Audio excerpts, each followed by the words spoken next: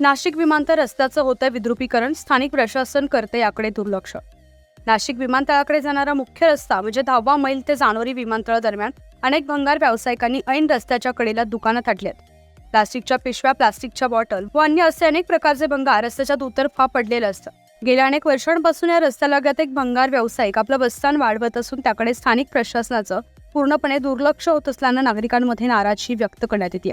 या रस्त्यालगत विमानतळ असल्यामुळे देश आणि विदेशातून येणाऱ्या प्रवाशांची संख्या दिवसेंदिवस वाढते। शासनाने या रस्त्याच्या सुशोभीकरण करण्यासाठी कोट्यावधी रुपये खर्च केले। अशा परिस्थितीत रस्त्यालगत असलेल्या भंगार आणि कचऱ्याच्या साम्राज्यामुळे नाशिक सारख्या स्वच्छ शहराची प्रतिमा नाशिक दर्शनासाठी बाहेरून येणाऱ्या प्रवाशांच्या नजरेत मलिन होताना दिसते।